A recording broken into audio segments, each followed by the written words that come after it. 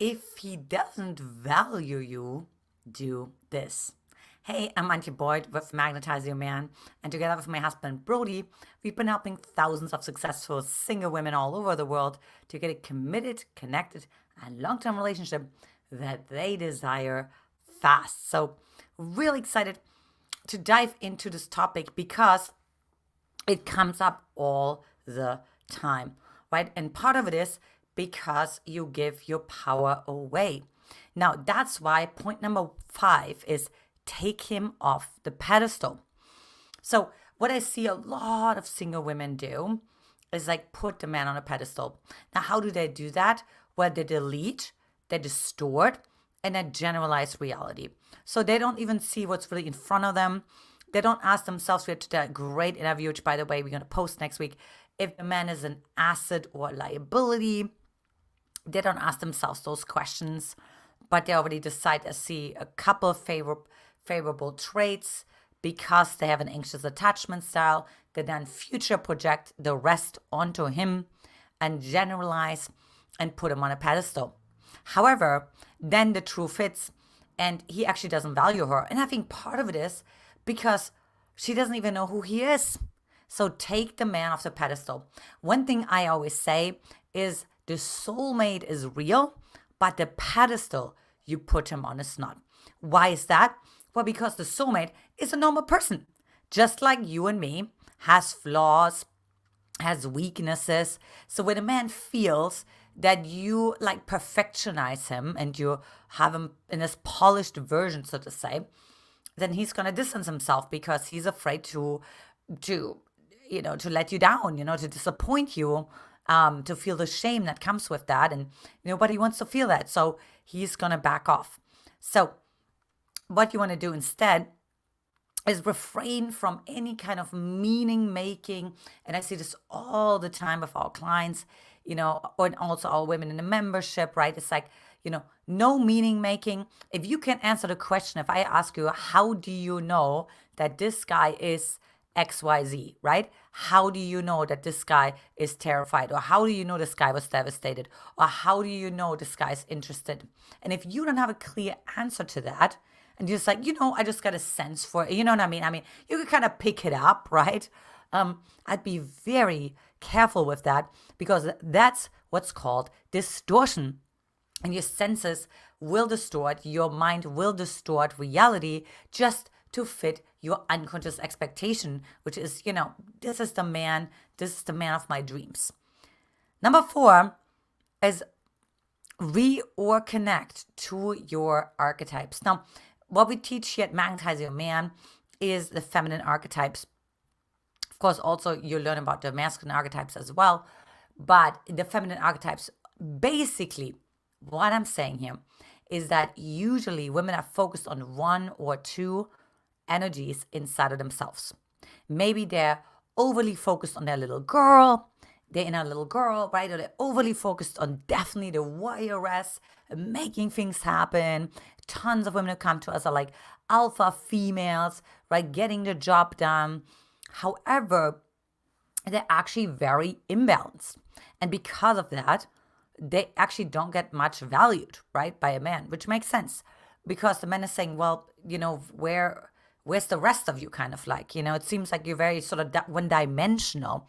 And so, where is the lover? Where's that part that can slow down and, stop and smell the roses? Where is that part inside of you that's dedicated to God, and like has a spiritual practice that you make sure that he's not the source of your happiness.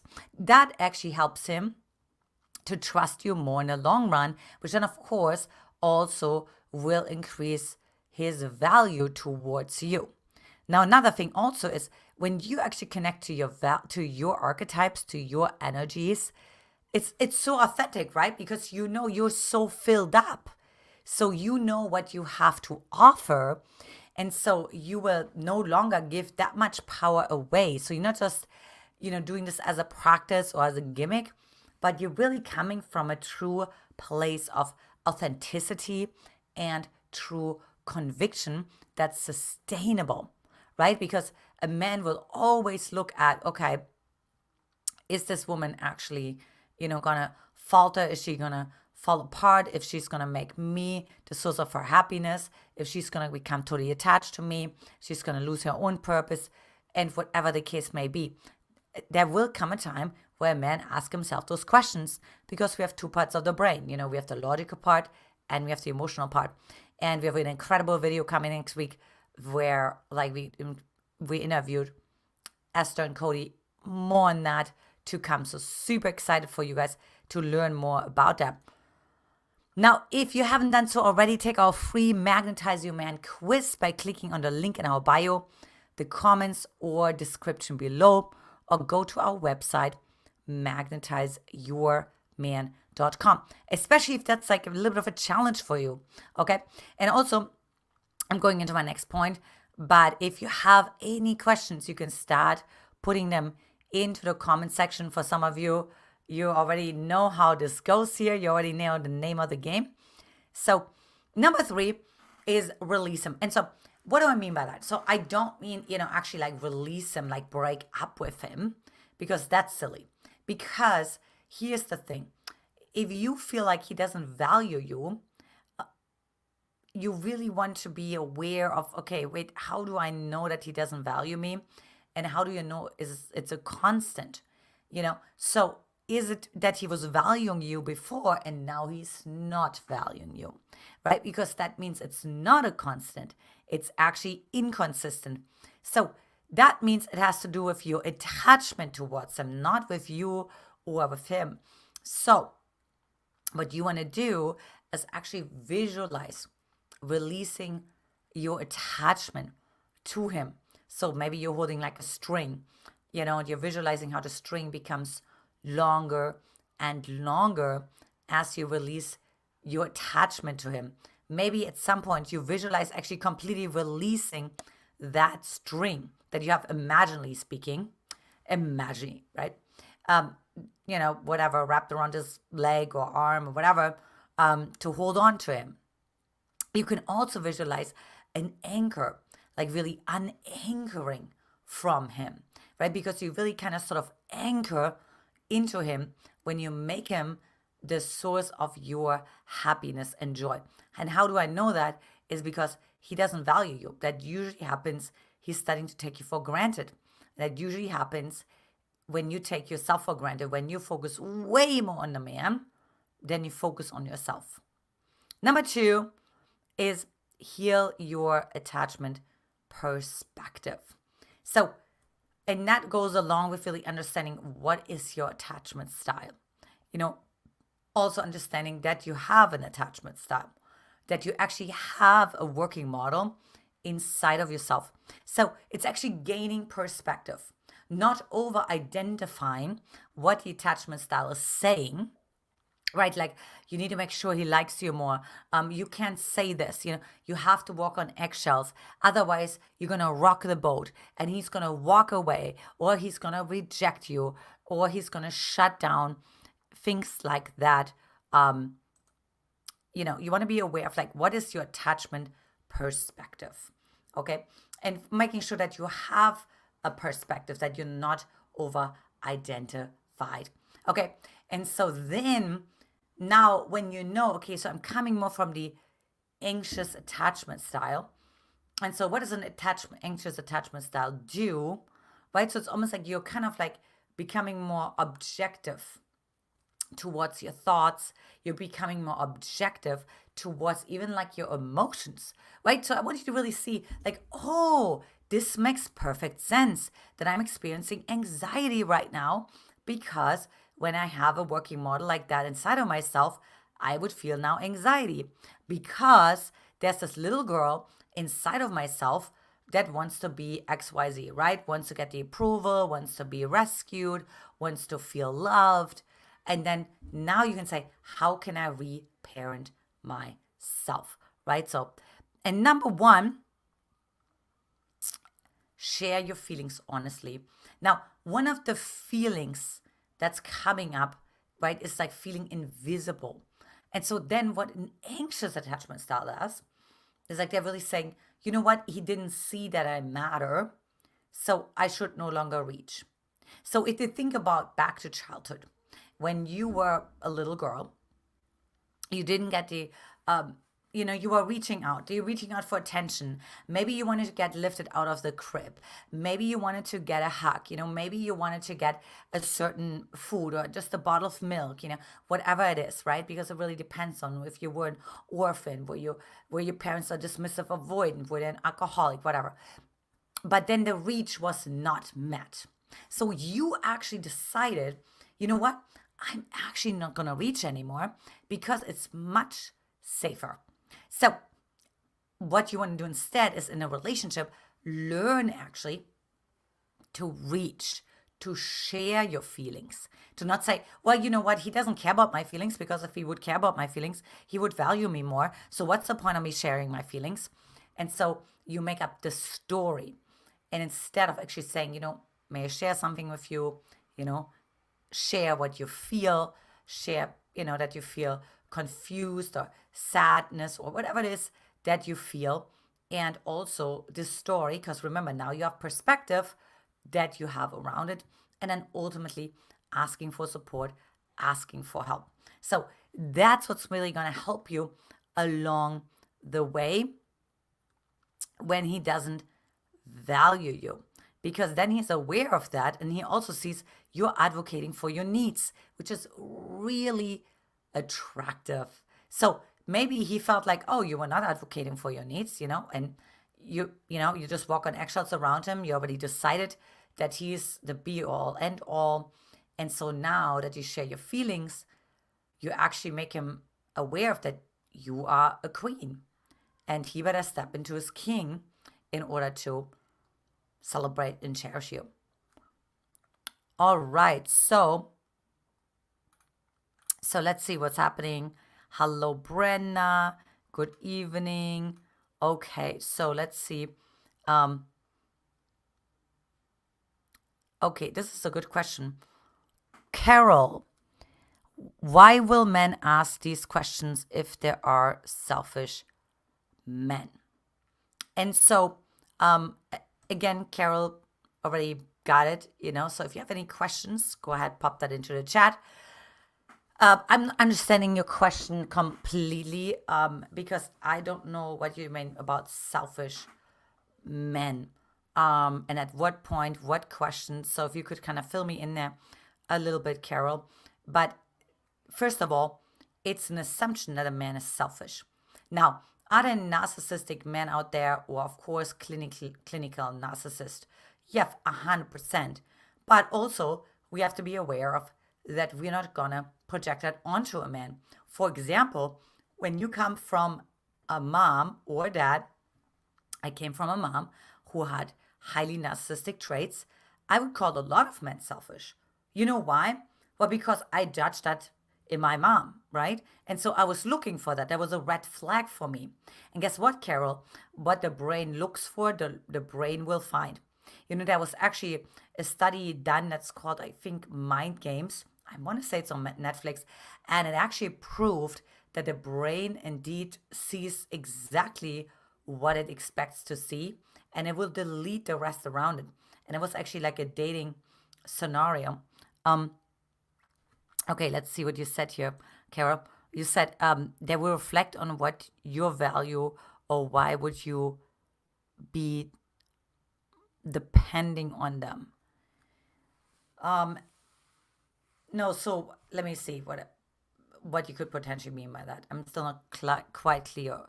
So you said they will reflect on what you value, I guess, or how you value yourself, or why would you be depending on them? I don't understand the second part.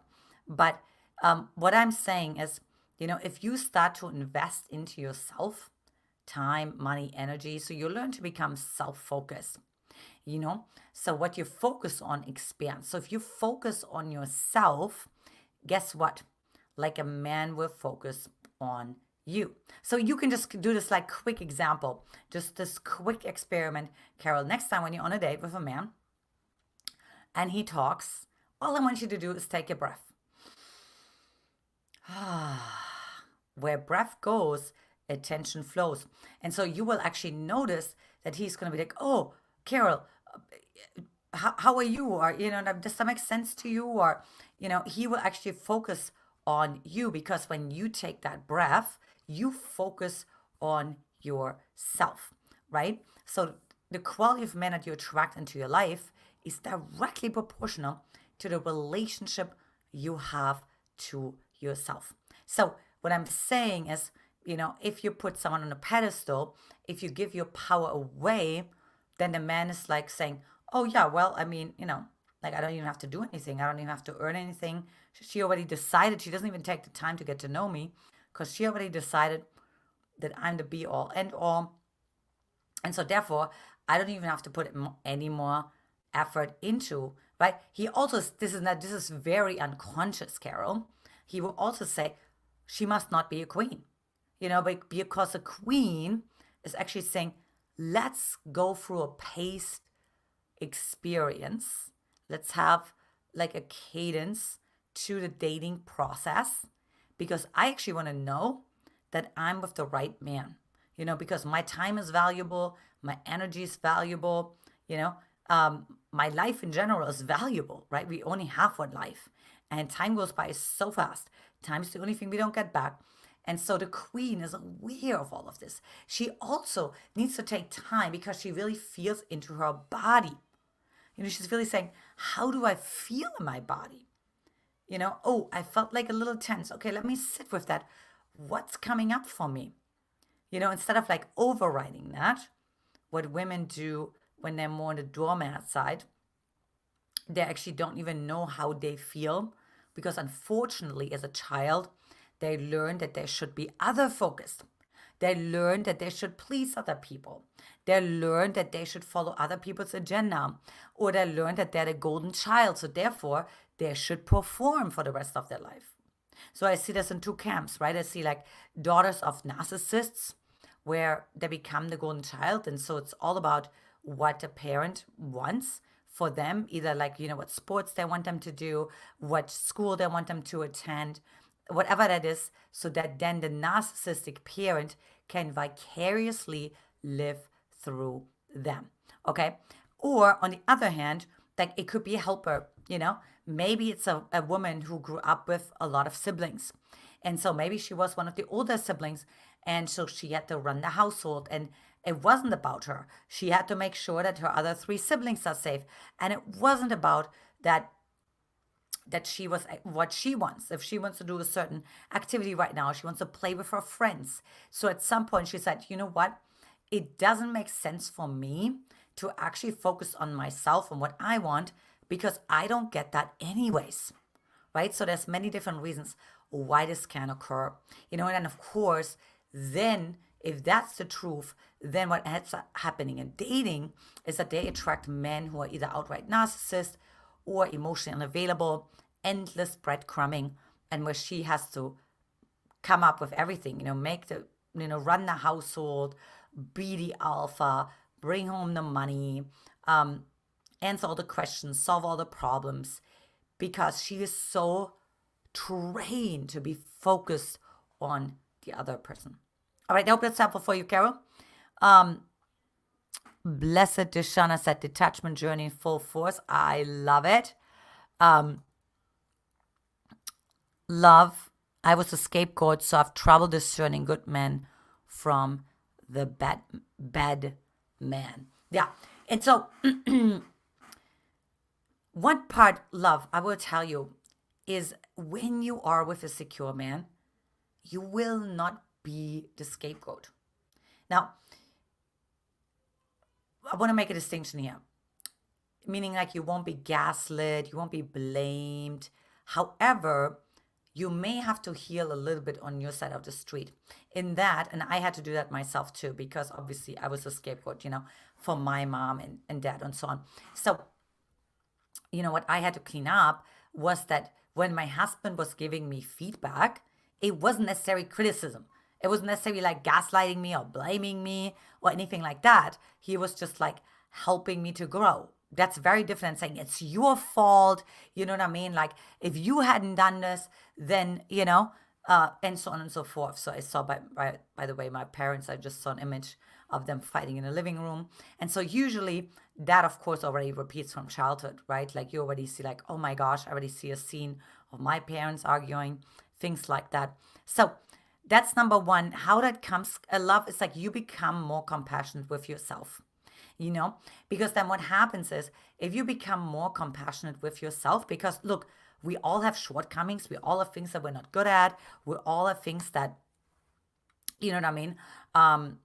That yeah, we need to work on for sure. You know what I mean? Our shortcomings, and so it's not like like learning to not beat yourself up for it, but to just be like, oh, of course, if I was my own best friend, how would I, tell my own best friend, you know what I mean, um to behave, right? And to be like, hey, you know what? Nobody's perfect. So, okay, what? So what? You had a blowout, or okay, you know what? You shut down, or okay, you became a little bit of a bitch, but it also makes sense because you suppress yourself so much. So, why would you treat yourself differently than you would treat your own best friend?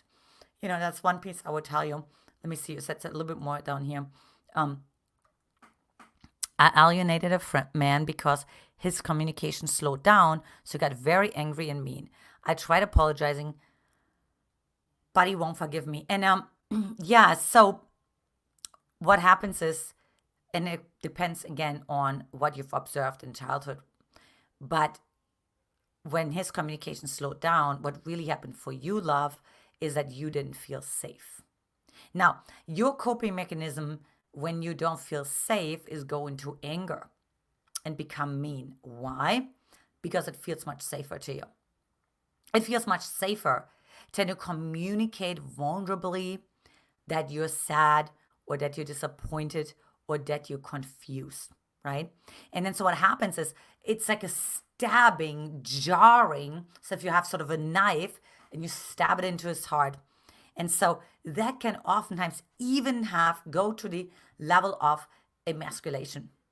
Now, depending on to the degree of that emasculation, it may be really hard for a man to come back from that, right? So it really depends on how intense it was, how volatile it was.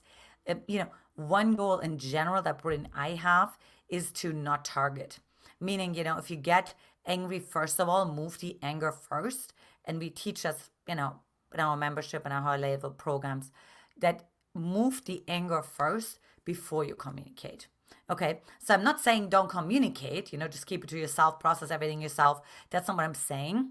And so, but then otherwise, what you're going to do? You're going to create this loop where you get angry, and then the man is going to actually, probably quote unquote blame you or criticize you or shut down, or he's ignoring you, and now you feel like you're the scapegoat, so you kind of like sabotage yourself, right? Okay, so we got to move on, but real quick, he won't even respond. I wasn't angry at first. A narcissistic male friend convinced me that I was being used for sex. Yeah, and so that's maybe the last piece for you, love, before I have to move on to Brenda, is that you want to be really like tapping into yourself, right? So the queen is saying, okay, first of all, the queen will most likely not have narcissistic friends. That's number one, right? It's like, okay, why do I have a narcissistic friend? And I had to go on my own journey about this. Why did I have, number one, dismissive avoidant friends, which I did? And number two, why did I have narcissistic friends? And by the way, they didn't reveal themselves as narcissists right away. And so you always want to ask yourself, okay, hold on one second. Why do I have a narcissistic friend? Number one. And then number two is when I get input from a friend, is do they know this full situation, or do they just know the situation explained through my lens? So at the end of the day, you are actually in this full scenario, not your friend. Okay, so okay, you got rid of him. That's a good thing. So, but I hope that helps you to understand love, right? It's like just really making discernment, coming back to yourself, not focusing on other people, what other people say, but really just being more curious as opposed to, attacking, right? Because yes, attack is tough to come back from. Of course, it can be come back from, absolutely, especially with time. Things heal. If you give a man space, there is a possibility that he's going to come back. Depends on what past he has. Meaning, like, does he have experienced volatility? Does he have a volatile mom, volatile ex, things like that, right? All right, so next, let's go back to Brenda. And said, my husband passed away 3 years ago. I'm so sorry to hear that. We were married 46 years. He died suddenly. I feel I want and need a man in my life. I miss that. How does a single woman attract a man? And so I think the biggest piece is like to be unapologetic for what you desire. And also making sure, you have like actually your heart open. Because what I really find with the widows that come to me is actually that they are not really fully available, which makes, of course, perfect sense. Because they do secretly compare every man to their late husband. Because it's different than like a divorce or a breakup, with a late husband, it's like he's still with you. And it's almost like when a man dates you, he's also dating your husband in a way, right? He's dating you and your husband. So it's a little bit of a different animal. Yeah, but in general, I would just say just really figure out who are you now, Brenda, because there's also like a reinvention phase that takes place. Who are you now without your incredible husband? And, just really being clear on that as well, right? What are your new values? What are new traits? Maybe new hobbies, new interests. So really just focusing on yourself so that when you attract the next man into your life, you actually know who you are. So that it's actually complementing with the man as well. So let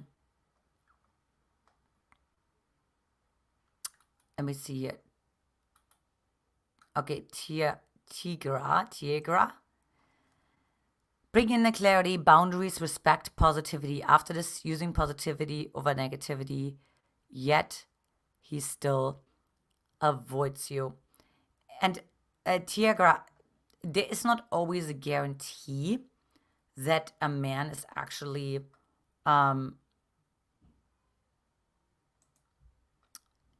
that a man is going to change just because you're positive or he'll change. That's number one. So there's no guarantee for that. Then the other side of the equation is, sometimes it's almost like you're putting on another mask. So instead of actually processing the emotions that come up for us authentically, maybe the sadness, maybe the anger. Tiagra, I was going on a date in maybe 2007 or so, and I was always little Miss Sunshine, at my spiritual center and all the things. And I was volunteering, everybody knew me. And so I was going on a date with this guy. Mind you, actually, funny enough, now I didn't know that he was gay, right? So it was actually not a date. It was more like just having coffee and going on a walk. But you know what? He said something really important to me. And he said, you know what, Antia, I don't buy your whole happy sunshine, I actually feel, and I will never forget it. We were somewhere on the water, somewhere in LA, some of the beaches, and at my feet in the water. And he said, there's some sadness. There's some unresolved sadness that you have inside of yourself. So sometimes men are also removing themselves from the equation because I feel like there's something else. There's something I can't put my finger on it. There's something like this woman is amazing, but there's something that doesn't feel what I call fortified, which means it's not internally really supported. There's something that's off. The energy doesn't match the appearance. There's something going on. I can't put my finger on it. And remember, the confused mind says no.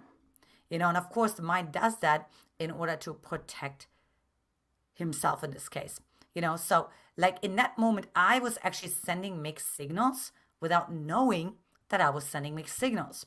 So that was a huge part of my journey, was actually understanding what mix am I actually sending. So so you said, I keep repeating moving forward because they stay stuck to the past. They refuse to see the new version of you after putting you through it. Yeah. And I mean, part of it also is it takes time because he has to rebuild trust. And sometimes, yes, sometimes I want to stay attached to the old version because we have different human needs inside of us, right? And so let's say he gets his need for certainty met, and he's like, no, if I would have to accept a new version of you, then I would have to be okay with the uncertainty because out of the sudden you're not who I thought you were. And I'd rather insist on that you are who I thought you were in the past, right? Okay. So, okay, Mary, what do you think of an ex-girlfriend still having keys to an ex's home? And, it's really, really interesting, Mary. We just had something like that come up in our private coaching program. And so there's something to be said about boundaries. And you just really have to ask yourself, why does that ex-girlfriend, there should be clear boundary, if that makes sense, right? So the clear boundary should be, okay, you know what, like I'm dating Mary, let's say I'm the guy, right? So I'm dating Mary, and I have to tell my ex-girlfriend, like, I gotta really distance myself from you because I'm dating somebody I'm serious about. I'm dating somebody that I'm serious about pursuing, and I gotta be fair to her. I want to be a man of respect, and we gotta, you know what I mean? We gotta just set some boundaries here, right? So that's what a man would do when he has what we call king integrity. Okay, now of course there's many different reasons to that, but unless there's like a dog involved, right? So sometimes people share dogs. I mean, I've heard the stories, definitely kids, Um, but unless one of these two is involved, um, I don't really see why the ex-girlfriend should have a key to the ex's home. So I would be definitely um, very, very wary about that there's actually some unresolved attachment, maybe something codependent, dysfunctional happening. Mary, I tell you a story, that was the truth for my parents. My parents got divorced when they were 12. So when I was 12, so when my dad was still coming almost every day, right? And he had a key to the house. And, if somebody would have dated my dad, which I don't know if they did or they didn't, because he wouldn't have technically cheated. Um, I was in high school, so what do I know? I was busy, you know what I mean? I was working, I was in school. But it was because my parents had a very codependent relationship, not romantically, but just very codependent, just like really sort of this helper rescuer thing kind of situation going on. So I'm definitely concerned about that because that means he's not really fully available. Like even if he's not romantically involved with this person, why is he incapable? Meaning, I always ask myself, there's all those different energies inside of us. So which of those energies is very distorted and is actually very starving, very unhealed? And what impact does it have on my life? Right? So what does that mean? You know what I mean? Can I trust this man? Not just that he doesn't cheat on me or anything like that, but I mean, like, can I trust this man? Can he parent himself?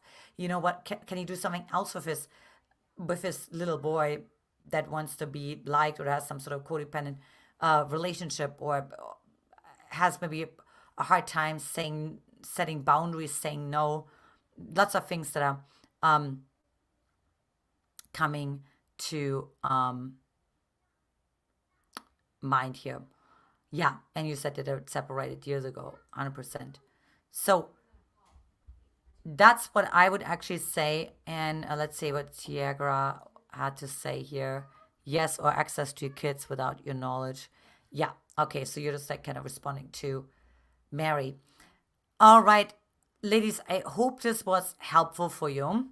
And, again, if you have any questions about that, you can always take our quiz at magnetizeyourman.com to see where you stand as well.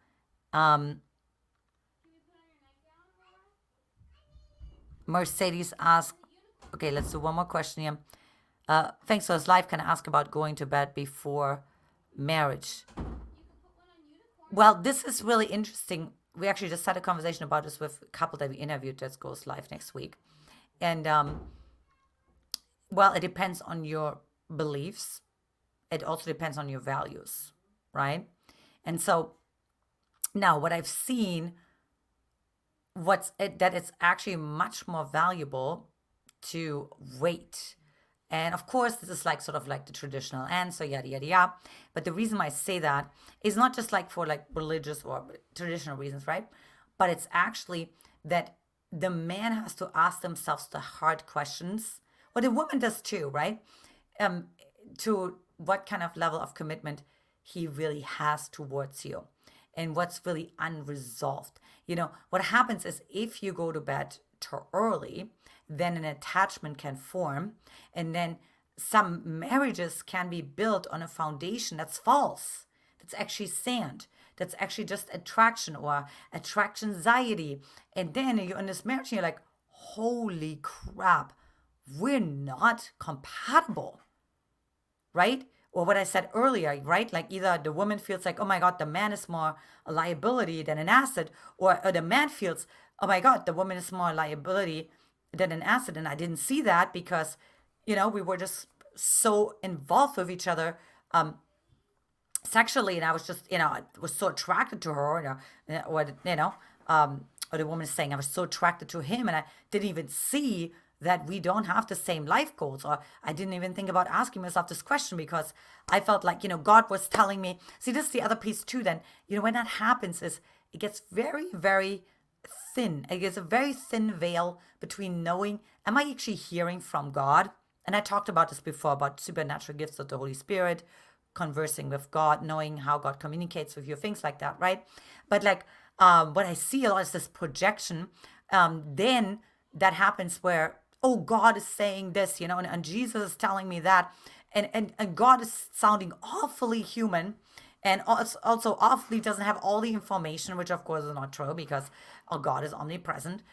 He's the Alpha, he's the Omega, right? So it's like, okay, interesting, right? So many distortions can happen where God can set up like false timelines and things like that because it's actually not God speaking through you. So that's the reason why I personally don't believe in going to bed before marriage is a smart decision if you really want to know if if marriage is going to go if marriage is going to work out for you. You know what I mean? If you're actually going to go all the way and you have it be in a sustainable container. So I hope that was helpful for you, Mercedes. All right, ladies, lots of love. It's been a pleasure. If you have any other questions, you can always pop them into the comment section as well. We have also some fun projects coming your way as well. So definitely keep tuning in. Lots of love. Mwah! And I'll talk to you on the next live stream. Bye-bye.